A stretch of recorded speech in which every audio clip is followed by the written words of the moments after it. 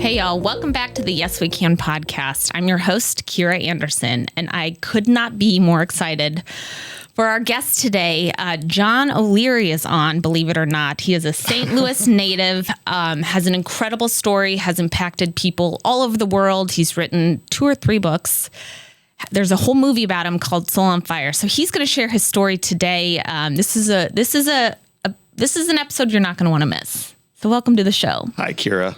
Thank you so much for coming on.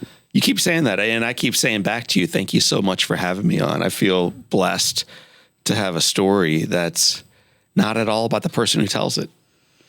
Well, you're very humble, and I do want you to share your story, but a little history. So I saw John speak at an Edward Jones partners meeting probably 10 years ago. My husband was at Edward Jones, was incredibly inspired, bought your book. Your book's called... The one you bought was called On Fire. On Fire. That's what I thought. Okay. Bought On Fire. And I've since sent it to many people.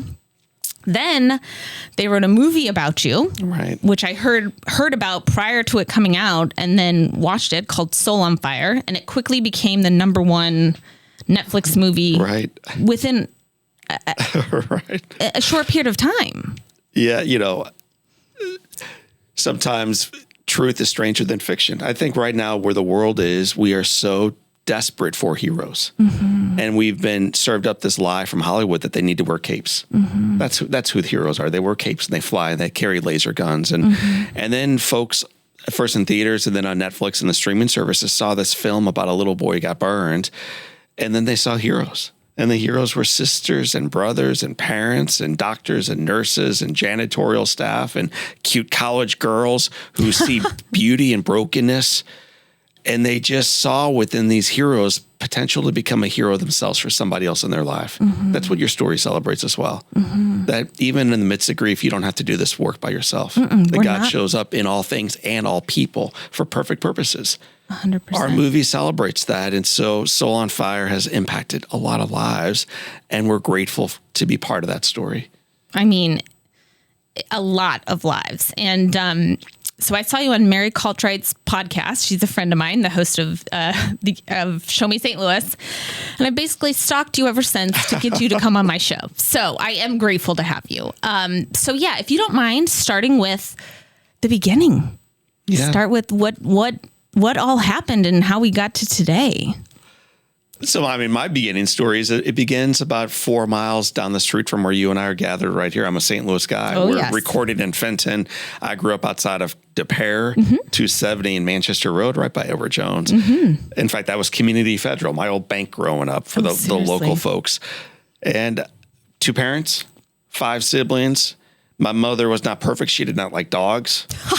But we had 3 of them growing up, which tells you a lot about my mom. She was an incredible lady, incredible leader, incredible example. Mm-hmm. And my father, a small business owner, person of faith, great father, great human, a guy who became successful, but his life was never about success, not even a little bit. He loved his kids well, and I was lucky to be one of them. I'm the 4th born. Oldest is a brother, then 4 sisters, and beyond that. The day that changed my life, though, physically, was when I was 9, and I'd seen about a week before this little boy is playing with fire and gasoline. And I figured if these kids could do it, I could as well. And so at age 9, January 17th, 1987, everybody's got a date. That's mine. I walk into my mom and dad's garage. I bend over a can of gasoline, try to pour a little bit on top. And before the liquid came out here, the fumes grabbed the flame, pulled it back into a metal container, ripped metal in half, picked up the 9-year-old boy, and then blasted me 20 feet against the far side of the garage, setting my world on fire. Long story made very short. Mm-hmm. I find myself later that morning with burns on 100% of my body at Mercy Hospital, dying. And so that's where this story begins. Mm-hmm. That's where God begins to show up in mighty ways. It's incredible. Do you remember? You remember it? Yeah, it's a great question. I'm almost never asked that, actually. Like, I think a lot of times as you look back at your life, you're not even sure if they're memories or they're memories of memories, or if they're memories of someone else's memories of what should have been your memories. In my case, they are distinct memories of the day itself. I remember distinctly what I even lit on fire. I remember approaching that can of gasoline. I remember having my eyes shut for a moment on the far side, possibly knocked out for a moment, 20 feet. Finding yourself on the far side of the garage. I remember waking up and coming to and seeing everything around me lit with orange, but not even aware that was fire. I just knew I was in trouble and I had to run. So I remember running on fire through the flames, and I remember running into the house and standing on top of a rug and screaming for a hero, still not even sure that I was on fire. I just knew I was in trouble. What were you screaming? Do you remember? Help.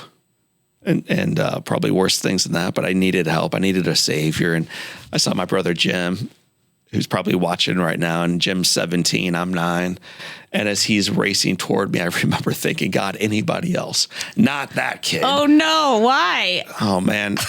If for those who have older siblings, in particular, like a big Midwest family from the 80s, Jim had never done a nice thing for me in my entire life. Not one. But this was his day. Sometimes the people you think will be the change agents for good decide not to show up. And then the ones who you think will never do the right thing for you are the ones who change your world. And that day for me and my brother Jim beat down the fire. In the movie, they have like little John. They try not to show much of the fire. But in the movie, they have like little baby flames leaping off of his shirt. In real life, Kira, it was 3 feet. It was being fueled by gasoline. Oh my gosh. And my brother picked up a little rug, burned himself in the process, beat down the flames, carried me outside, goes back into a burning house, calls 911. Oh my gosh. Chases out the sisters, carries out the dog. 1987, the lifesaver of the year for the state of Missouri was not a firefighter or a first responder, but a 17-year-old ordinary, trust me, boy who risked his life for something bigger than himself. And in doing so, changed both of our lives. A lot of lives. Right. Changed a lot of lives. Wow. Now, were your parents home? They weren't home. My dad was at work Saturday morning. My mother was out at a music lesson for a couple of her daughters. She should go back because both those girls need a lot more music lessons, trust me.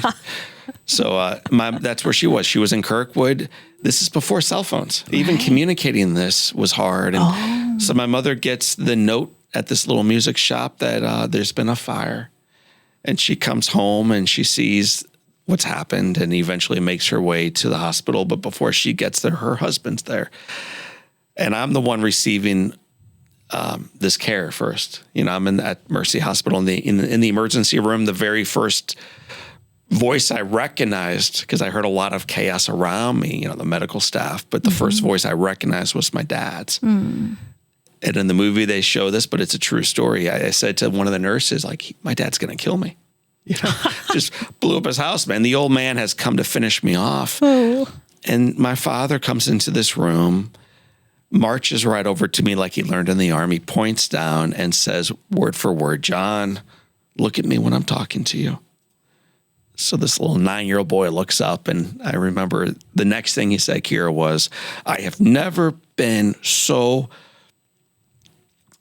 proud of anyone in my entire life. And my little buddy, you look at me when I'm talking to you. Today, I'm just proud to be your dad. And then my father says, I love you. And there's nothing you can do about it. And you're covering your chest. And I remember thinking, oh my gosh, nobody told my dad what happened. Like this old type A 40-year-old has no idea I burned down the house. Maybe I can get away with it. And what I did not know was the gift of grace. Not really. You can read about it, but until you experience it, you don't know it. I did not know what unconditional love looked like in action. You experienced this, but I had not really. And it changed my world. That it wasn't the only thing that allowed a little boy with burns to 100% of its body to endure, but it was one of the most important things for the journey forward. Everybody's story has to start with the first step. And that was our first step. And right behind my dad comes my mom. And man, they were a tag team. They did this work together. And my mom takes my right hand. The hand is still hot, Kira. You know, as difficult as this may be to look at today, this is 40 years of healing. Mm-hmm. She takes a broken, damaged, bloodied, heated hand, pats my bald head and says, "Baby, I love you." Oh my gosh, this is just... And I look at my mom and I say, "Mom, knock it off with the love. Am I going to die?" Oh, John. Which, when we get a diagnosis, is probably the first thing we want the answer to. What will this mean to me? Mm-hmm. And I said, "Mom, am I going to die?" And I assumed, Kira, she would say, "You're not going to die. What's wrong with you? We're going to take you by Steak and Shake on the way home. You know, you'll be fine." Mm-hmm. And instead, my mother looks at me, as only a mom can do, and says, "Baby, do you want to die? Because it's your choice. It's not mine." And I looked and said, "Mom, I don't want to die, please. I want to live." Yeah. And her response was good. "Then look at me. You take the hand of God. You walk the journey with him, and you fight like you never fought before." She said, "Daddy, your daddy and I will be with you, but do your part. Take his hand and fight." And so on that morning, now with a foundation of love, a little boy shut his eyes and took the hand of God and walked forward. I'd never heard of amputations. I'd never heard of skin grafts. I'd never heard of bandage changes and debridement and, you know, the journey forward in healthcare. You've been through this process. But I knew what it looked like to shut your eyes and faithfully fight forward. Mm. And on day one, that's enough. Hey, y'all, we had a little bit of an audio issue, so I had to take a pause. But I have John O'Leary here sharing his story.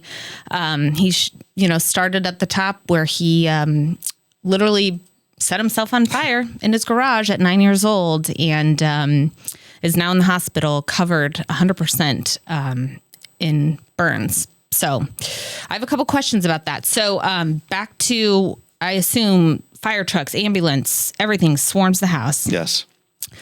The paramedics come and get you. You're burned. I mean, I can only imagine. And what do you remember what you're thinking as they're picking you up and putting you in the ambulance? Are you in pain? Are you what? So first of all, if you've missed the first 10 minutes, you missed the best of our 10 minutes. Yeah. We had an awesome conversation about fire and struggle and loss and family and faith and love. And the cool thing about our story and our collective stories is it's not just a page. It's in every page and in every chapter, even when we don't see it. So if you miss the first 10 minutes, you'll pick right back up in the next 10 and beyond. So you're asking the question about the day of the fire, Kira. And for me, I remember everything. And as the fire truck and the fire and the ambulances were coming down the street, my thought as a 9-year-old boy is, I hope my neighbors aren't outside seeing this. So you asked in the first 10 minutes, do you remember the day? And distinctly. And I've never shared this, but I remember distinctly knowing that I was naked in the front yard, knowing that my clothes and skin had been burnt off, and hoping no one was watching. That's what I remember. And I remember feeling like already my skin was contracting in. And so I struggled. I was always an athletic little kid. And I remember like really struggling, even being able to jog from the front house toward the street to hide myself in the ambulance. That's what I remember. And I struggled getting in. My brother kind of lifted me up a little bit. A paramedic pushed me up the rest of the way, laid me down. One door shut. Then my brother tried to pull himself up to get in. And the paramedic said, you can't come. And with that, the door shut. And I'd never felt so lonely in my entire life, all by myself. I'd never been away from home. We're making our way to the hospital at Mercy. And this sweet firefighter paramedic says, "Where does it hurt?" And I said, "Man, it hurts everywhere." And he just kind of like gently started stroking what remained of my hair and started dropping a little bit of liquid on my scalp and then face and then body and just try to comfort me. I don't think there's much they could do in that moment other than race him to what ends up being one of the best burn centers in the world. It happened to be 90 seconds from my front door at Mercy Hospital, thank God. And then the door opens up in the back, and the first face I see is Vachi Avajan, my 91-year-old friend today, who is chief of surgery at this hospital. He's in charge of the burn care. He's working on a Saturday. And at 7:32 in the morning, the door opens, and it's his face I see. So, yeah, right. Those are thoughts I don't think about often. I don't share almost ever. But memories, depending on how we view them, can be things that stir our heart with sadness or with joy. Mm-hmm. I mean, you've all these moments in your life too, and they can bring you right back and just fill you with despair and anger. Or if you look at it through a different lens, like peace and hope and joy and gratitude. And I look at that day with a sense of profound gratitude that the people were where they were as they were to guide this little boy forward. Yeah, God did that. He put all those people in place. For sure. I don't believe in coincidences. And also, I don't know if you've heard this before, but recently someone shared with me that people like us who have been through traumatic events oftentimes are more joyful and happy after going through it, right, because we are so grateful and we know that life is precious and things can change in an instant. Yes. And I believe that. Yes. I know a lot of people who have been through the worst. I mean, you're an amazing example of that. And so are you. And the beautiful thing about that is the ripple effect is now so are your 3 babies. Mm-hmm. How cool. Mm-hmm. I'm sorry their daddy's not here physically to hold them and tuck them in and read them stories. Like, it breaks my heart and theirs. Mm-hmm. And they are becoming such compassionate, faithful stewards of the gifts they have. They will not take a day for granted. They will not take their spouses for granted. They will not take life for granted. Mm-hmm. And we can be mad about what we've lost. Mm-hmm. And there's a season for that. Mm-hmm. And at the same time, we can be aware of how God is working through the loss for something bigger than what we can fathom. I don't think we'll recognize the side of eternity, how God worked through our struggles for our good, mm-hmm, and for the good of those that we love and raise. So you keep saying this one word that I want to point out, and it's "and." Yeah, I love that word. I do too, because it can be both. And I'm pretty sure my therapist is the one that talked me through that I can have all this sorrow and pain and you know, all the things that have happened to us, and they hold a space, and I can still turn that pain into purpose and make a difference and raise money and like you said, show our children that we can get through hard things. Right. And it's not if you go through something hard, it's when. Right. Right? Well, listen, I know it's a diverse audience, and I'm grateful for that, but I also recognize many of your listeners are Christian believers, and mm-hmm, could there be a better symbol of the "and" than the cross? No. I mean, it is the most perfect torture device of all time. Right. Sincerely. Truly. And the early church hid from it because it's so ugly. Mm-hmm. It was too painful of a reminder. Mm-hmm. And yet today we hold this thing up high, mm-hmm, as the ultimate "and," that death does not get the final word. It's so true. And you guys, you were raised Catholic. You raised your family Catholic as well. Yes. Yes. Yeah. I remember. I was raised Catholic as well. So, and then you were on Mary's podcast, who's very Catholic. Yes, she is. Then I'm like, she's got to be Catholic. I'm very Catholic and very Christian. I claim Jesus. Exactly. We humans make mistakes all the time. And so I go to the Word and find an awful lot of truth there. Of course. Okay. So we're at the hospital. You're covered head to toe in burns. And you know, what's interesting? You were covered. I mean, they just wrapped you. And so I actually worked at a camp for kids with serious and fatal skin conditions. Right. About 10 years ago. And so I'm a tad bit familiar with extreme skin conditions that need to be wrapped and rewrapped. And it's wild what goes into it. Yeah. Wild. So your parents are there, tell you they love you, and they're probably scared out of their minds. I mean, have they shared with you what was going through their minds? Well, when you're 3rd-degree burns, it's a strange thing. It doesn't look bad. The skin looks white. It doesn't look as bad as what's really going on.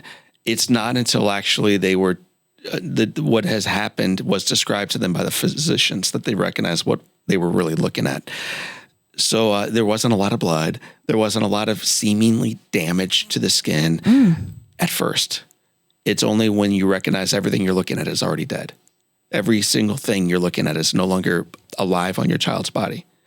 And it all has to be removed down to the muscle or beyond for this child to live. And that will not work because there's nowhere to draw the skin. Where do you cover skin when everything is dead? And for me, one of the miracles in my life is I'm burned from my neck to my toes, but not that face you see staring back at you right now, which is, I'm grateful for a lot of reasons. But one is this is where they took all the skin from my entire body, Kira, from my scalp. So it's called a donor site. Piece by piece, they've got to bring the patient, the child in my case, back to life. And for me, they took little postage stamps from my scalp, and week after week, month after month, they put it into the area of the body that had been dead and gave it life.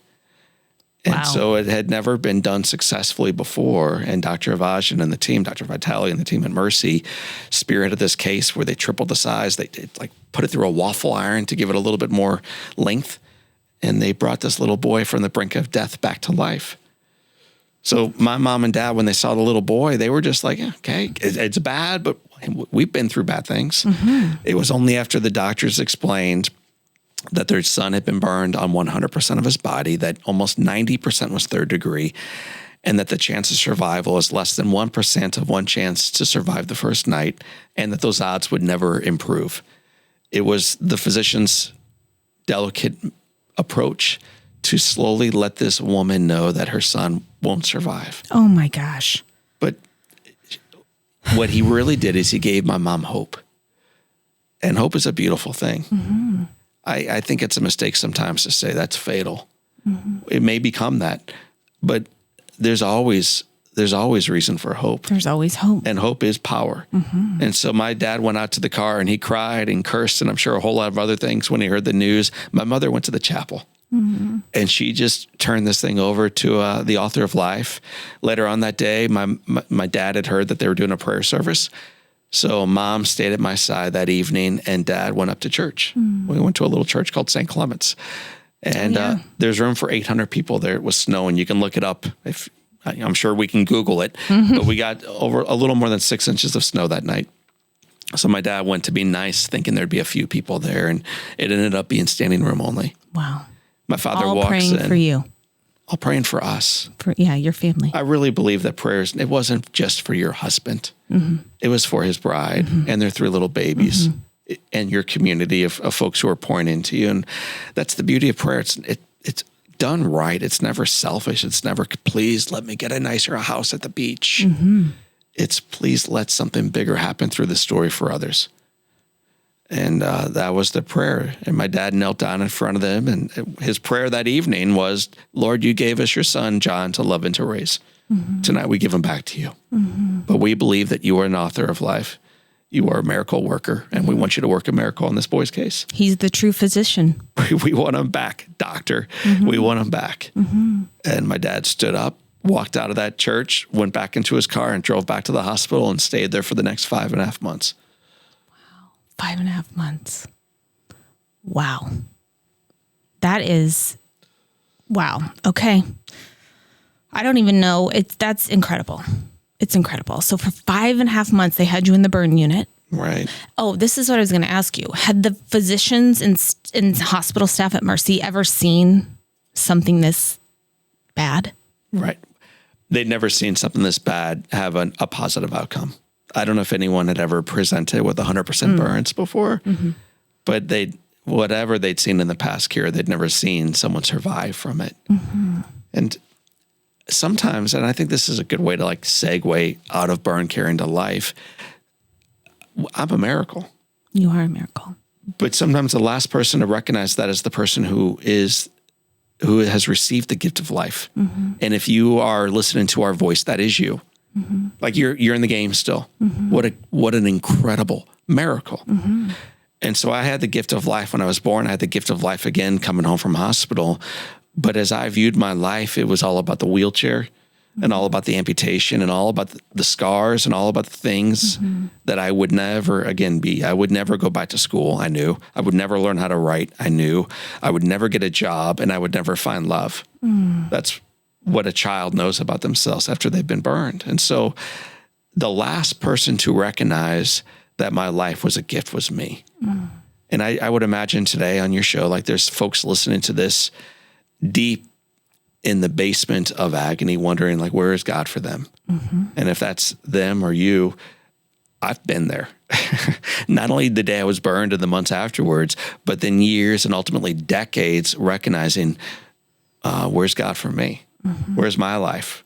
Where's the miracle of my story? And for me, it was nowhere. So would you say you had depression? Yeah. Not maybe in the clinical sense, but certainly in a physical sense of just recognizing that the story is not at all like the one I dreamed of having. Mm-hmm. And if that's true, it also keeps you from living loudly the gift of your story, of proclaiming who you are and whose you are in a world that is longing for people to be honest and joyful. Mm-hmm. So I wasn't. I wore a mask of self-medication for years, alcohol, and just a train wreck. In the movie, they showed a little bit, and it's playful and it's college fun, mm-hmm. but that's masking brokenness. Mm-hmm. And when my life began to change fundamentally was in the back row of a church service at age 28. Mm. So, man, it wasn't when I was 9 and came home. Like, look at me. It wasn't when I had John O'Leary date the ballpark with Jack Buck. Oh, I want to talk about that. It was when I was 28 and I'm in the back row of a church service hungover. I mean, come on, like, it's a pathetic existence right now. I'm in the back row. My arms are crossed, but I'm in the room. You're in the room. And I'm showing up and I'm trying to do better. And mm-hmm. and the pastor that day said, for those of you who feel as if your life cannot be used for good, listen to me. Mm. Your life is a precious, priceless gift. You got one job, say yes to being used for good. And so this 28-year-old nobody goes home that day and writes down those words in my journal. Your life is a precious, priceless gift. You got one job, say yes to being used for good. And the following day, you mentioned earlier, it's God's timing. It's all God's timing. Well, the following day, I get invited to speak at a Girl Scout troop. And under no circumstance would I ever have said yes to that because I'm introverted, I'm awkward, I'm inarticulate. I've never told anybody how I got burned. But the day before, I was told by our pastor, say yes to being used for good. And so that day on a Monday morning, I uttered the word yes, which is the response to life today, even if you don't feel worthy of it, even if you feel like it's too heavy, even if you feel like it's totally unfair. Let's go. Yeah. Let's go. I always say, and I truly believe this, that if you're on this earth right now, you have a purpose. God created all of us to live life together. All right. And, you know, mental health is a big issue. A lot of people struggle. Thank goodness we started talking about it, but a lot of people struggle. Right. I mean, and you don't know all that much about my story, but last year, so the second year after Kyle passed, I struggled with terrible anxiety and awful depression. Yeah. And I had to do a lot to come out of it, but I had never experienced anything like that before. But grief came and hit, you know, and like you were mentioning, it's that your life that you know it, what you've been thinking in your mind and planning is over. Right. And you don't know what's next or how it's going to play out. And there's so many other people involved. So, yeah, it's so I life is a gift and everyone who's here right now has a purpose. I'm glad you brought that up though. Like a lot of times folks hear that you're 3 years? Mm-hmm. And they're like, oh, it's good. Are you dating again? Have you married? And how many new kids do you have? And it's like this whole idea of just boom, moving forward. Mm-hmm. And some people can. Mm-hmm. I met a widow recently, and this will break my heart, but I saw her outside of a little restaurant, and I just gave her a hug. And she's like, I've been meaning to see you. I'm like, well, we see each other now. And I'm like, how are you? And she's like, I'm just sad. And I'm like, what's going on? And she goes, I just miss him every day. Mm. And then I said, how long has it been? She goes, 24 years. Mm. So I went to grade school with her daughter. And this is a woman who 24 years earlier lost the love of her life. And then she sees some random kid she's not seen in a couple decades outside of a breakfast joint. She breaks down in tears because she just misses her guy. Mm-hmm. So for those of us who it's already been a year and for some reason you're still grieving, I think that might be okay. What I've experienced in my own grief and in my own struggles in life is if you're trying to do it all by yourself, it's going to be a swing and a miss. Mm-hmm. You really will, I don't think, ever be able to pull yourself out of it. Mm-hmm. But when you lean into your community, when you lean into your faith, when you lean into professional help, when you lean into podcasts like this one, when you lean into walks around nature with a girlfriend or a friend, you can begin imagining that maybe this story of the past doesn't have to define the future. But it's not linear, and it's not quick. No, it's not. Absolutely. Everything you just said. And for your widow friend, I don't know if you have her contact info, there are some amazing widow groups here in St. Louis, right. Christian widow groups. Never Alone Widows is the one that I'm a part of. It's a nationwide organization, and we have local chapters in 90 different cities. I just went to dinner with the gal who started it. And guess what she did, John, the day of our lunch or our dinner? Threw the first pitch out, the St. Louis Cardinals baseball game. Awesome. Yeah, which is you're familiar with that. So let's talk about... Her throw was probably better than mine. I have every confidence that she did better than I did. Well, it's not about the throw. Okay, so let's talk about that. You are a huge St. Louis Cardinals fan and have been your whole life. I have been, yes. And so are a lot of people from St. Louis, because I'm a transplant and I went to school with a bunch of St. Louis people. And I remember being like, what's the big deal about this baseball team? What's the big deal about the high school you go to? Yes. And now that I live here, my kids live here, I get it. But let's talk about you. Let's talk about your love of the St. Louis Cardinals and who came and partnered with you throughout your journey. Man, I love the fact that we're going in the direction of like a Hall of Fame radio announcer. So we'll tell this story. And I'll let you know on the front side of this that I asked my mother years ago who the most important person was who visited during her time of recovery. And it's important you recognize we were, it was before Carrion Bridge, but it still was the kind of story that got national and international press. Mm-hmm. So like President Reagan became a supporter. Pope John Paul II, Billy Graham, athletes from all over the world. Like we were loved well. Mm-hmm. And my mother's answer to that was Don Lee. And Don Lee taught English up at school. Mm. And I said, Mom, I like Don Lee. He's a great man, but why him? Couldn't you a little higher than Don? Yeah. And she said there was a night where my prayer changed. And I recognized that evening as I was leaving your room, the prayer that I'd offered had always been that you live. Mm-hmm. And then that night I recognized maybe I'm asking the wrong prayer. Mm. Maybe the prayer shouldn't be selfish. Maybe it should be like God's will be done. And whatever that is, maybe I need to say yes to that. So she's just broken, leaving this out of her son, realizing that when he arrives, when she comes back the next day, I may not be there. So she's crying and she leaves and she walks on a hallway and it's dark. And there in the waiting room, there's one little lamp on in the corner and it's Don Lee. He's grading English papers. So she walks over to him. It's 10:30 at night and just collapses in this guy's arms. And I said to her, Mom, what did Don say? How did he make it all better? And then she thought about it for a moment and said, I don't think Don spoke a word that night, but it was the most meaningful visit I had during the 5.5 months at Mercy. This visit in the arms of an English teacher where no words were exchanged. Mm.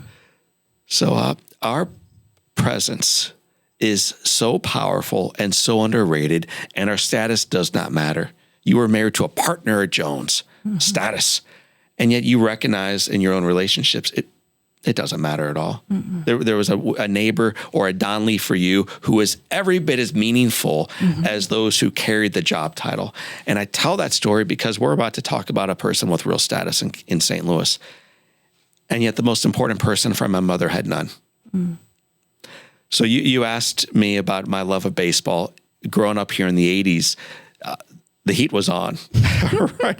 That's a hot song from the 80s, I think by Huey Lewis, but it was one that played as the soundtrack in our summertime because the Cardinals were running everywhere. They had speed, they had a winning team, and they had a phenomenal radio announcer named Jack Buck. And back in the days with 6 kids, we seldom went to ball games, but we listened to every one of them. And who we listened to was Jack Buck, the voice of the St. Louis Cardinals for 49 years and my hero. I get burned on January 17th as a 9-year-old. That evening, I'm laying in a hospital bed, and the door opens up. In the movie, it showed so beautifully. They start at the bottom of the bed, and you see dress shoes walk in. And then you see the bed, and then it goes up to the patient's bandages, and they go up a little bit farther. And then you see the face of Jack Buck. In the movie, he's played by William H. Macy. Mm-hmm. But I don't see who's coming in here. My eyes are swollen shut. But I can hear footsteps, and I can hear a chair come over close. And then I can hear the voice of Jack Buck say, "Kid, wake up. Wow. Wake up. You are going to live. Keep fighting. John O'Leary Day at the ballpark will make it all worthwhile. Kid, are you listening? Keep fighting. He stands, he walks out, and he leaves a child tied down to some hospital bed, eyes swollen shut. But he leaves me on fire for life. Did you think you were dreaming? You know, it's weird. There are moments in the hospital where I was dreaming. There are probably months where I'm kind of like in and out of this fog. Yeah. That night, I was not dreaming. So you knew, you're like, that was Jack Buck in your mind. Immediately. And he was told that night that the little boy was going to die. Oh my gosh. Who contacted him? Well, he heard that night at the MAC. So the MAC, for those of you not in St. Louis, welcome to our hometown, is a fancy club downtown. He's at the Writers Gathering. So it's a gathering for sports writers to talk about all the sports. So hockey, football back in the day, and baseball. He's being celebrated that night. He learns through Red Shadings, a great Cardinal player. His daughter went to church with us, Colleen, that a little boy was going to die. Keep him in your thoughts and prayers. Oh my God. So he leaves and he shows up and he encourages.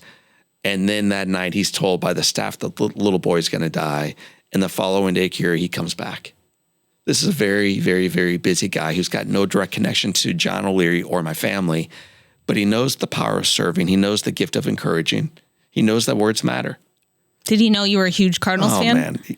First of all, if you are between the age of 3 and whatever, you were. Yeah. It just was that era where there wasn't social media. There wasn't your podcast. We weren't watching Beverly Hills or whatever the shows people are watching now. There was no TV. Right. TV used to shut off at 10:30 or midnight or whatever. We all were into baseball, and we had a great team, and we had a great voice. So we knew I loved baseball. Probably not to the degree I did, but he comes the following day and says, "Kid, wake up. You are going to live. Keep fighting. John O'Leary Day at the ballpark will make it all worthwhile." And those visits continue the 5.5 months I was in hospital. And encouragement, as you know, through your story and through your grief, man, encouragement matters when you're struggling in life. You hold on to it. Right. And you hold tight. And something to grab onto, not only for the moment, but for the future. When someone says to you, "Kira, I'll be back on Tuesday." Or, "Kira, we're taking that girls trip." When you have something on your calendar to say that maybe that's worth fighting for. Maybe that's the thing that keeps me moving forward, taking breath after breath today, because otherwise I may not have the courage. When I'm in a hospital bed, tied down and in robust pain, one of the things that kept me moving forward was knowing when I get out of this miserable place, I know where I'm going. I'm going to have my very own day at the ballpark with my buddy Jack Buck. And for me as a kid, that meant a great deal. Yeah, I can imagine. Wow. So after 5.5 months, and while you're in the hospital, did they have any a counselor or therapist or anybody coming to talk to you while you're covered and can't move head to toe? Right. And I assume a feeding tube. Yeah, a breathing tube too. So I went a couple months without speaking, and the way we handled that is they had to have a little clipboard. And I was a horrible student. I would say I might still be, Kira. So I get by on my Irish wit. It was not academic charm, trust me. Wit. But my mother, God bless her, man, would have this little board she'd hold in front of me. And they would put their finger across the board. And when they got to the right letter, I'd click, Wow. So letter by letter, word by word, we click. And here I'm a lousy speller, a lousy student, high on morphine, trying to click out through my pain what I need or questions I have. And it was difficult dialogue. She messed it up all the time. I was always mad at my mom not being able to spell right. But we worked through that time. Eventually they pull out that, then I can speak. But there's still a feeding tube and bandages. And yes, there were counselors who came in. For me, to me, more than the clinically trained counselors, the chaplains made a great difference for me. The visitors and the friends made a great deal, and the family. Gosh. And then the family that grew beyond the family with the last name O'Leary.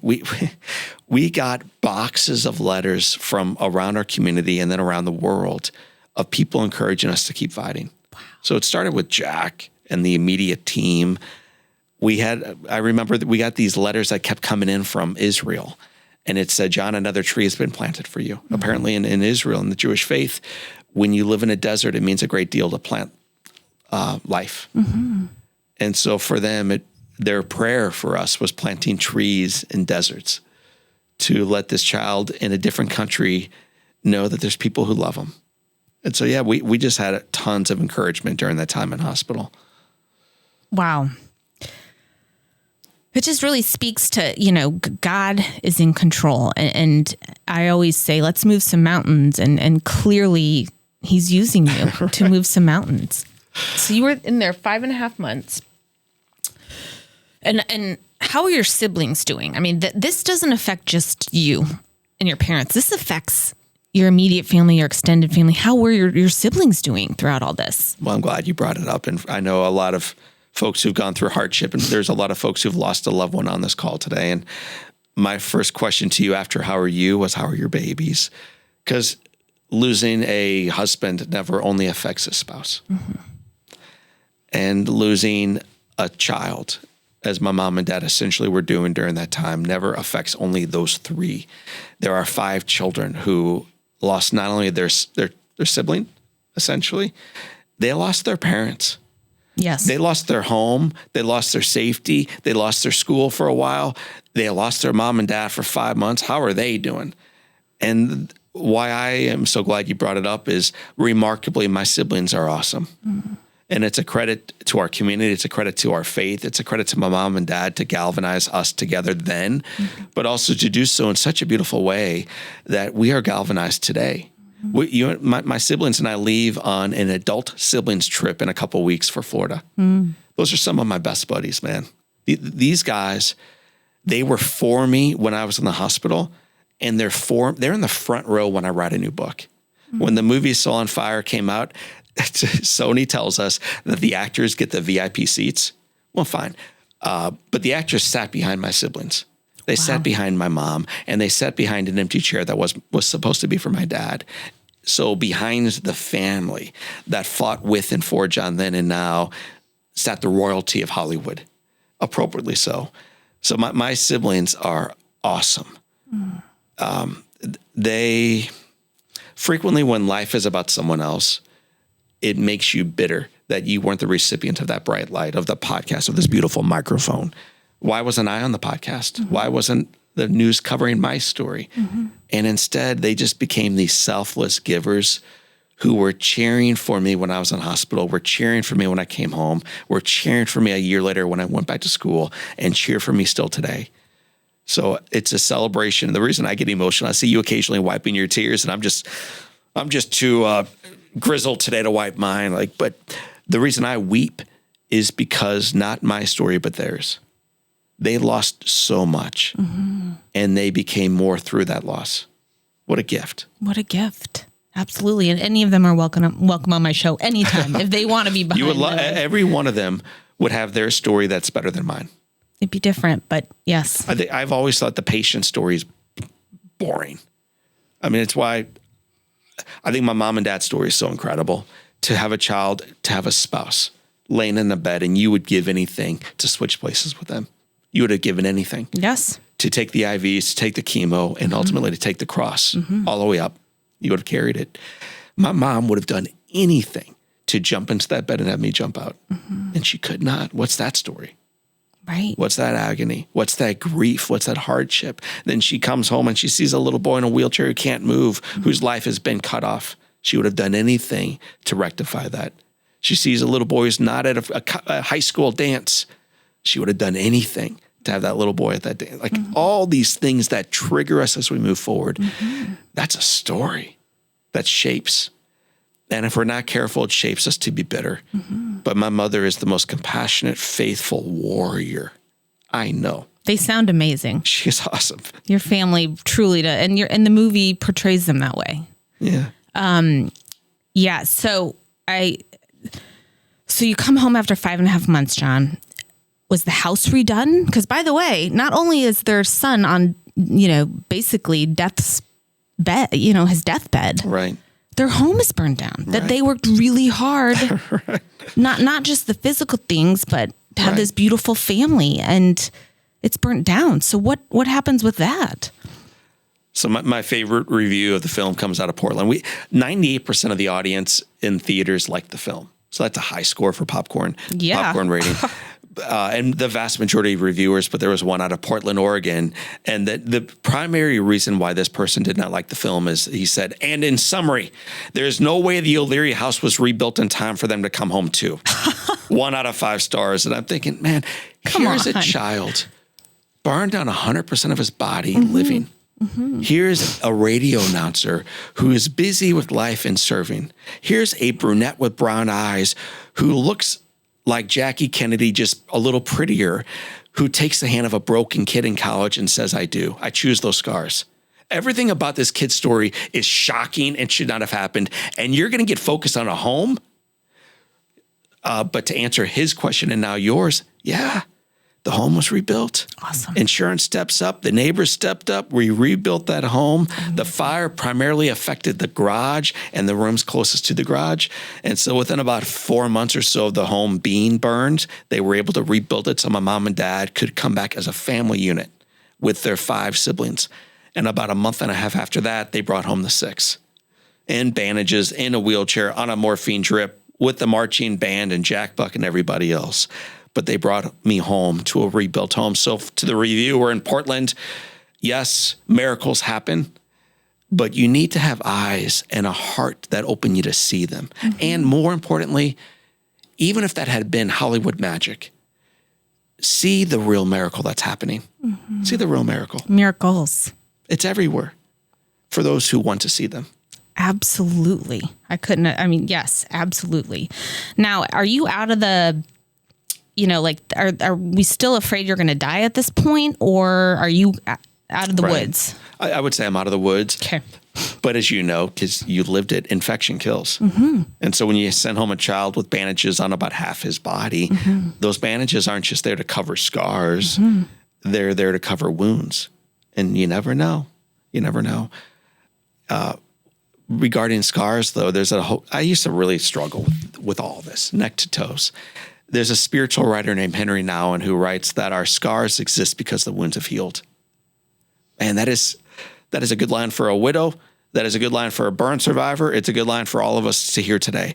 Your scars exist, and we can curse them and be mad at them if you desire. But they exist because the wounds have healed. And for a man who is so wounded, that is awesome. It's beautiful. Every time I look in the mirror, all I see back at looking at me is scars. And I used to be bitter about that, but now I'm like, thank God. What a story. I cannot believe they're healed. I'm healed. And how many lives you're changing because of that. So I know there's so much to talk about, and we only have so much time. But when did you get to go back to school? At what point? About a year-ish later. Okay. And I really worried about that. So if there's any kids listening, if some of the moms made their kids like, listen to this poor kid, mm-hmm. Well, listen to this poor one. I hated the idea of going back to school at 10, maybe 11 at that point. I'm still in a wheelchair today. I can walk and ambulate, move freely around the world. But back then I was still tethered.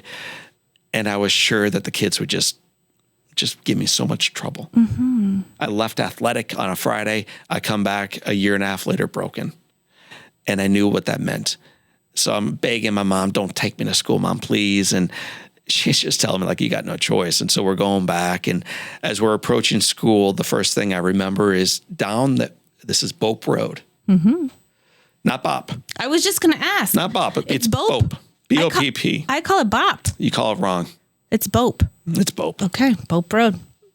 The Bopes lived in that area too. So they are the ones who insisted we call their road Bope.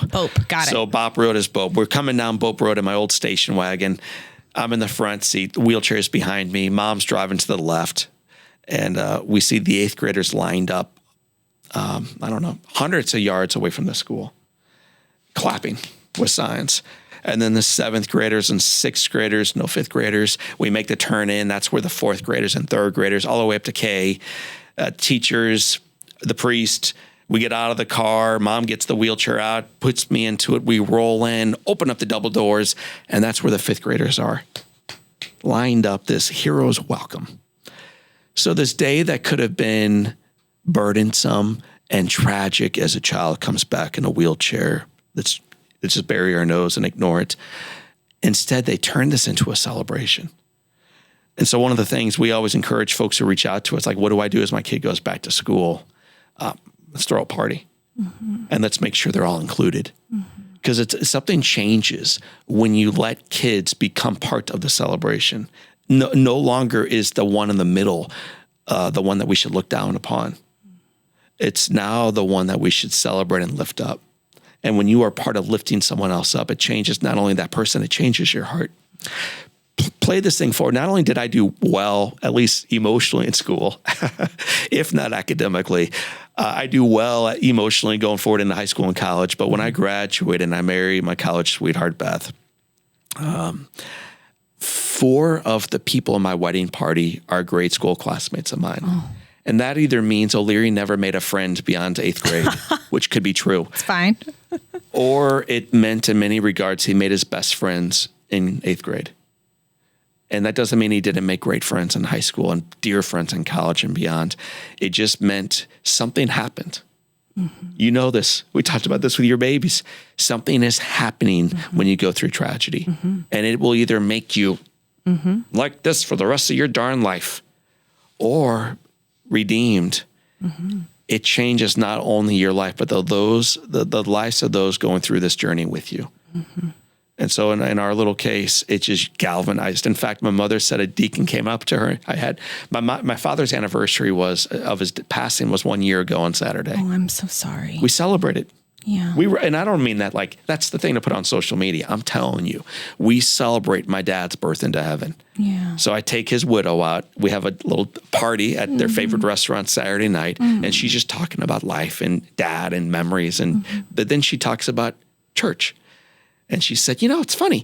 The deacon came up to me last Sunday and he said, Susan, do you realize that fire changed the spirituality of our entire parish? Was this St. Clement? Yeah. It's right. We live right by there. It's where they still go. Wow. It's where my father's funeral was. Like they still attend.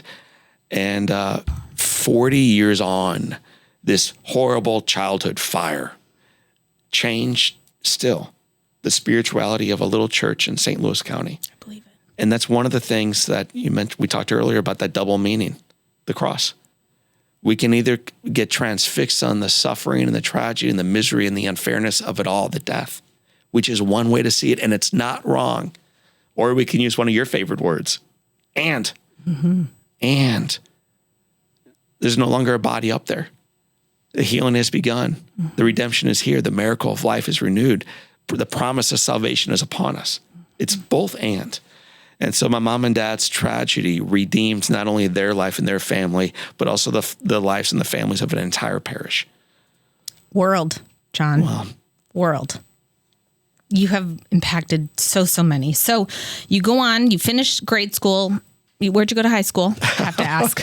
For anyone not in St. Louis, they're like, this is the most boring question I've ever been heard. For those in St. Louis, they've been bored by the entire conversation. Now they're leaning forward. Yeah, exactly. So I went to DeSmet Jesuit High School, right up the road from Bope Road. Okay. It's important. That's important.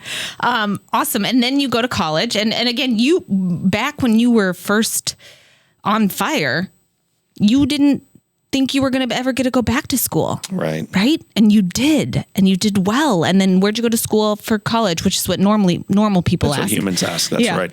So I went to St. Louis University. Okay. Made a lot of very good friends there, as the movie suggests. Yeah, had some fun. And there's 2 heroes that show up then. One is my roommate. And the roommate is an amalgamation of a lot of heroes for me back then, like a lot of roommates and friends and fraternity brothers. But in the movie, his name is Mike. Mike is just this champion that just keeps telling his roommate he's got value. And in a world that doesn't honestly believe that about anyone, including themselves, to have a roommate champion that for you when you don't believe it, man, that was a big deal for me as a kid. It still is. So Mike is a celebration of about 4 different people who were just for me when I was not for myself. Yeah. And so that's one of the people who shows up. And another individual is Beth. And Beth is 2 years younger than I am. She is so pretty and so humble and so bright and so driven and so blind to brokenness in others. which is what a weird way to go through life. Because most of us are expert at seeing the scar on that leg or the brokenness taking place over here, the ugliness staring back at us in the mirror. My wife has cataracts and doesn't see any of it. She just sees what's right as a 19-year-old girl. And so I met her on a dance floor. I was a junior. She was a freshman. Took her hand. We danced that night to Sweet Caroline. It was a party. And I didn't ask her out for a couple years. But you remained friends? We remained friends. Okay. She never looked down at my hand when she took it on the dance floor. Like even that, like, it's just so surreal looking back on it. But when I finally did ask her out, she said, John, you are like a brother to me, which I don't know what you've heard, but that's not her way of saying yes. Like that sounds hot. Let's try this. This was her way of saying it ain't ever happening, brother. And when you hear that now, it's kind of funny because I left Beth this morning with 4 kids and a slumber party taking place upstairs. And so like life ended up okay for us. Yeah. But when you're 21 and you've never dated and you're pretty sure you never will, when you hear you're like a brother from the one person you think might be able to see beauty in you, that's hard. And so it was hard. And a year goes by and I ask her out a second time because I'm a slow learner. And she said, John, nothing's changed. And so again, we could spend time on that. But eventually what happened is a conversation with my dad, who is the hero in my life. My dad essentially says, stop trying so hard to get what you want in life and instead be of service for others. Just meet people in love where they are. Watch what happens. And it just like flipped this switch in my life. I'd always been trying to get Beth to date me for me. I'd always wanted somebody on my right arm. I'd always wanted someone in the pictures next to me to complete. Jerry Maguire would love this idea of you complete me. And yet that's total bull.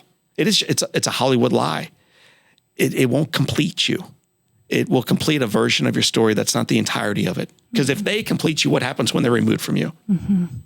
Really? It's true. So my dad challenged me lovingly that day to recognize you're enough. Now go out into the world and remind people that they are too. And so I just started loving Beth as a friend. A friend would love a friend, not trying to get a thing from her. Unconditional love. I love you and there's nothing you can do about it. It's a drumbeat you hear in the film. I learned that from my dad. I love you and there's nothing you can do about it. And in loving her like that, it changed her heart for me. And a year later, we're at Cafe Napoli in Clayton. Wow. She took me out. September 12th was the day, man. And I see her. She's 21 at this time. She takes a big sip of wine and she says, John, every time I'm with you, I get butterflies in my stomach. I'm not sure what happens, but I feel like I've fallen for you. Will you date me? And I said, I bet that's gross. I don't date sisters. You said that? No, of course not. I said, yes. It took so long. So we dated for a couple of years. We've been married for 22. Oh my God. And life is not perfect, as you know. Marriage, even when there was no cancer in it, is not perfect, as we know. But I'm grateful for the journey toward it. And I'm grateful to recognize that this moment is not promised. Because if you recognize that, you also recognize there's the next one. And when we start going through life, recognizing this is all we got and it's enough, it allows us to recognize that this day, even in the midst of agony, the word "and" again shows up, even in the midst of amputations and hardship and physical pain still, it's good. It's good. So you currently have physical pain? I don't ever talk about it, but it's part of me. And to me, Kira, like I give thanks for it. Yeah, I talked earlier about the reflection. I'm broken physically, but it helps keep me humble. I mean, you keep saying like, John, you're changing the world and the movies. Man, it's hard to be arrogant when you know you're broken. I'm the most broken guy in this room, but I'm also the most broken person listening to this conversation. I know it, which just keeps me humble and hungry to make a difference. Regarding the pain, to me, that's a motivator. Some of the pain is emotional. You asked earlier about depression. I've never really been through clinical depression. I've just been through moments of profound sadness, but there's a difference. So I've never felt the agony of wondering, I don't know if I can take another breath. I've never been there, but I know what it's like to feel like, I don't know if I can get up and take a shower today. So I've been there, and I also know what it's like to say, but maybe I will, because maybe somehow my story can be used to elevate someone else. Mm-hmm. And if that's why you're taking a breath, I think it makes it easier to breathe it in and exhale it out when you realize maybe it's not about only your grief. Right. Maybe it's, this is going to be hard to hear. Maybe it's not at all about your grief. Mm-hmm. Maybe it's about utilizing that grief to help someone else in theirs. 100%. And in doing that, maybe your grief begins to fade just a little bit. Mm-hmm. Maybe. Yes. And make an impact in other people's lives and let them know, like we said earlier, they're not alone. Right. It's not if something happens, it's when, and we can get through it. I've been meaning to ask you, what all got amputated? Just my fingers. Okay. So it's a fair question, but I don't even know what the camera's looking at. You're missing a ripped body. I'm very athletic from the neck to the toes, and I don't know why Kira's laughing. But my fingers have been amputated from the bottom knuckle on, and you're interviewing a guy who buttoned up his own shirt today, and played the piano, plays the piano, jams the piano. Pulls his wife in and gives her a hug, and when she pulls away, pulls her back a second time. Makes her a cup of coffee and him, and then a second one to get ready for today, because we had a slumber party last night, and I was up until the wee hours of the morning with 5 13-year-old girls making all kinds of crazy noise upstairs, man. So if I look tired today, I've earned it from the slumber party last night. Mm-hmm. But a man who can use brokenness for good. And I learned that not because I'm capable and I'm able and I'm tough. I learned it because a mother said, John, stop making excuses. You can do hard things. Thank God for a mother's tough love. Yes, we can do hard things. So now you've got 4 beautiful children. You're speaking. How long have you been speaking? So it began, as I mentioned earlier, when I was 28 to 3 Girl Scouts. In the movie, they give me 6. Hollywood Lies. It was 3. It was 3. 3 bored girls eating fruit snacks while Mr. John bored them back to sleep. The first talk I gave was about Lincoln and what he did through failure tied to John O'Leary's struggles. I delivered all of that in 4 minutes, reading note cards. It was a horrible keynote, but it was strong enough apparently that one dad pulled me aside and said, John, man, that was good. Would you speak at my Rotary Club? And I said yes. And then onward from there, we've spoken now 2,800 times. That's what I was going to ask you, if you kept count. We have 50 states, dozens of countries, millions and millions of people live. Ultimately, though, sharing them, less about Jack Buck and burn care, more the story I heard when I was 28, that your life is a precious, priceless gift. You got one job, say yes to being used for good. Mm-hmm. So we share that as we did with the Edward Jones Partners 10 years ago. But man, I share it with convicts in prisons and CEOs and hospital centers like we will later on this week. And we share it all over the world, a message of hope and unity and agency, that the past doesn't have to define what you do next in your story. And to me, like, that is so good. It is so good. It's so powerful. And so you've written 3 books. I've written 2 and was part of a 3rd. Okay. My mom and dad wrote a book. It's the unauthorized biography of John O'Leary's life. Okay. They printed 100 copies. They've sold 80,000. So when you and I were talking off air about maybe one day you writing a book, they wrote a book for their kids so their 6 kids would recognize how God worked through the struggle. And they printed 100 copies for their 6 and a few friends, and subsequently have sold 80,000. Beautiful. But it's what happens when you just share your heart with no business plan and no desire to meet Oprah or be on podcasts or how can I glorify me? But what if you could use your terrible, tragic story to remind kids who will struggle one day, Kira, that in the midst of the struggle, here's where God was for me. Here's what your dad was like. Here's what you guys said. Here's how you guys brought me through that season. Here's what I know matters in life. Here's what I know doesn't. That's a cool story for 3 kids. Yeah, it is. Yeah. Yes, that, so you, and then you wrote the book On Fire, which was incredibly inspiring. Again, like you mentioned, I saw you 10 years ago and bought your book and read it and have sent it to many people. And then what's the second book you wrote? It's called In Awe. Okay. And I was traveling to all these fancy hotels as a speaker. And in fact, specifically one time I was in Hawaii and I asked the meeting planner, I get into my flip-flops. I only have about 12 hours in Hawaii, but I'm ready to party. So I say, how's the beach? And she's been there 4 days. And she says, I haven't been out there yet. And I was thinking, man.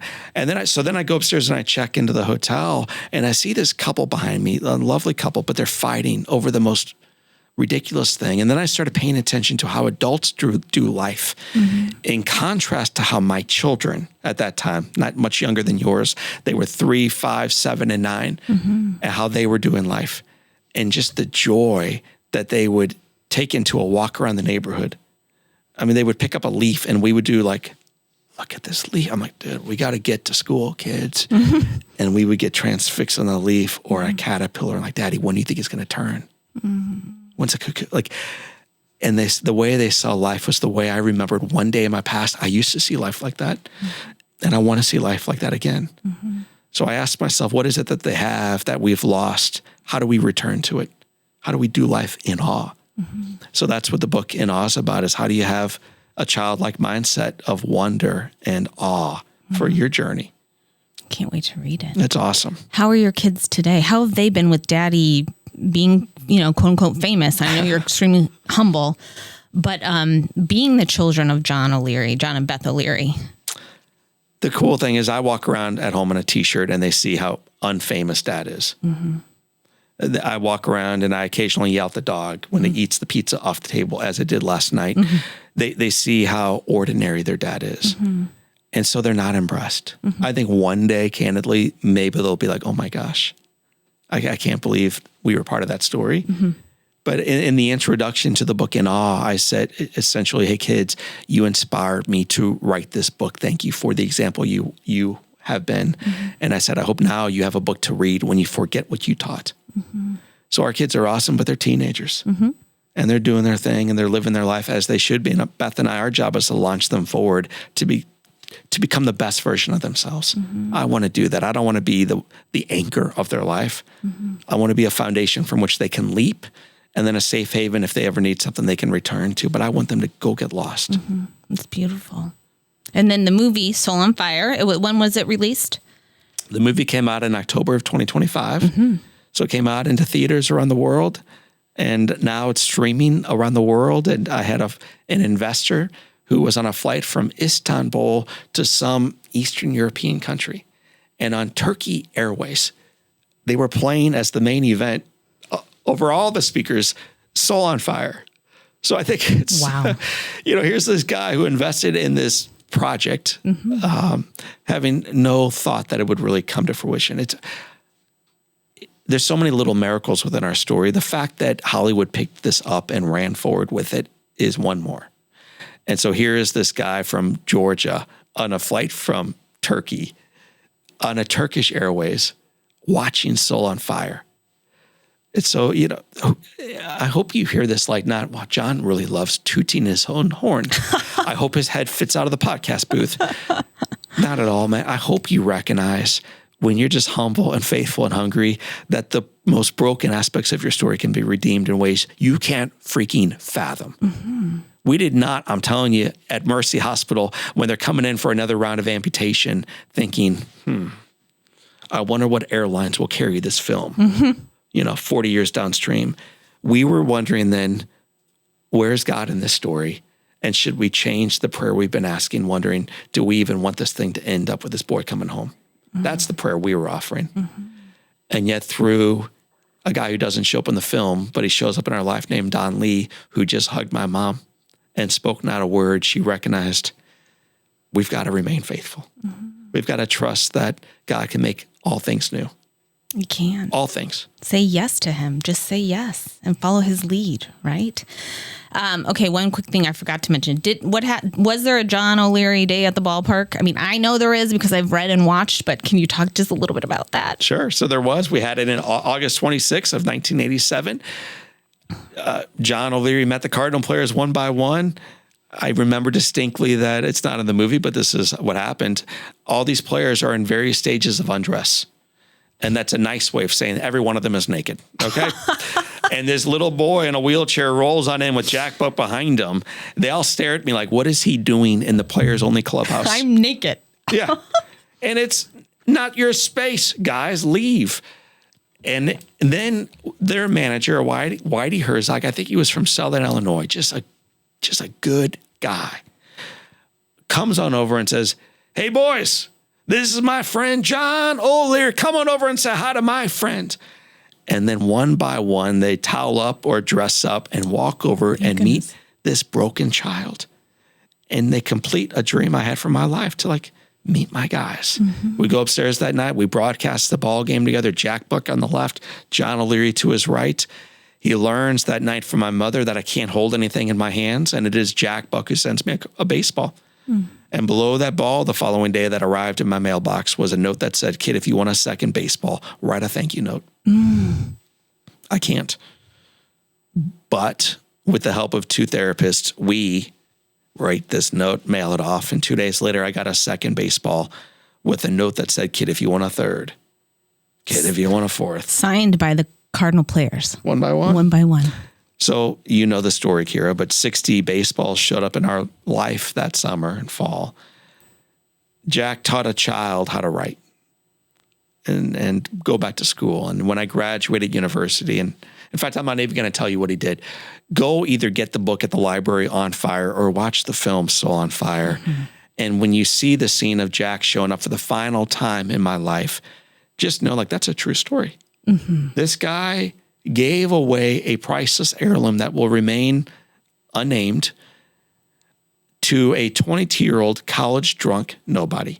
Not an author, not a speaker, not your podcast guest, not a movie star. He gave the most important, maybe possession in his life away to the least among us. And that, again, that's not humility. I'm drunk at that party, not because I'm celebrating 4 years and getting out. I don't believe in me. I don't believe in my future. I don't believe in my past. I don't believe I'll ever date again. Life has proven that truth to me very clearly. I saw the reflection again today in the mirror, and into this broken shadow of a guy, love shows up. So it's just a reminder, like, when you feel despair, feel it. And then shut your eyes and say, God, what do you want to do next? Yes, lead the way. I'm here. And, you know, I remember thinking through my grief and at one point thinking, you know what? I'm just giving this to God. I have got to. I am not in control. And you find that out real quick when something tragic happens. Right. You may think you're in control and we're not. Yes. And just giving it to God, it's a huge relief. And just saying yes. Whatever door opens that he opens, yes, I'll walk through it. Right? Awesome. I want to mention one other thing. So, and thank you so much for responding to this. One of my very close, my dad's very close friends, his daughter's home started on fire recently in Elkhorn, Nebraska, which I'm from Nebraska. It started on fire in the middle of the night, and they all came out of the house, and the dad went back in to get the son, who is not home yet. He didn't know. And he suffered burns and went straight to the ICU. And I messaged you about this, and you messaged back and you said, "Tell me give me their information, and our team will reach out," which is amazing. I sent that message on and said when they're ready. But what do you guys do for burn victims? What does your team do? And there's a lot of ways to answer this, but one of the things that surprised us most about the film Soul on Fire is not what it did in like a social media following or whatever, like numbers. I've never been a numbers guy, but how many individuals reached out to say, I'm struggling. I'm struggling. And sometimes there's fires and that kind of stuff. But man, there's so much hardship in the world, and something about that little film gives people hope to know that they can move through the agony they currently find themselves in. So even before the film, we've always tried to say yes. It's something that works well on a podcast. But my gosh, it works far better if you actually live it in your life. And anytime there's a request, we say yes to it, whether it's in Elkhorn, Nebraska, or St. Louis, Missouri, or Tel Aviv, Israel. It doesn't matter. Like we try to say yes. And that looks like a lot of different things in a lot of different ways, but it always means personally following up. It always means John sending out a note, a book, and a video. It always means following back up. And it always means trying to support them in a tangible way. What we know to be true in our story is like, man, I'm an upper middle class white boy burned in St. Louis, Missouri that was inundated with love afterwards. Not everybody has that after they go through their struggle. And so we want to become part of the family for those who did not have a mom and a dad, did not have a natural church network, did not have Jack Buck or Don Lee or Pope John Paul or a million other folks saying, I'm here with you. You're not alone. Mm-hmm. I want to make sure that there's no one out there who feels like they're alone. So our team is committed to just loving people where they are. We call it On Fire for Good. It's using the worst of our life as something that can transform and provide hope to someone else at the moment in their life where they feel like they're going through the worst in theirs. I love that. I mean, John, I cannot thank you enough for coming on today. For those of you that are watching, you can find John on Instagram, John O'Leary Inspires, his book. I'm glad you know the handle. I have no clue what our little handle is. I hope she knows it and doesn't know. I told you I stalked you. Okay. I stalked you. The book, On Fire. The book In Awe. Is that correct? That's right. And then the movie Soul on Fire on Netflix and probably streaming many other places as well. So you can find him there. There's also a place on your website, I think, and Instagram. If people want to have you come speak, they can book you. And I want to ask you this. What's next for you? I'll answer that in two ways. The most succinct ways, people sometimes say, like, how do you want to be remembered? Mm-hmm. Dad, mm-hmm. husband, son, Christian. Mm-hmm. I was on a podcast years ago in New York, and outside I think it was written in Hebrew on a stone wall.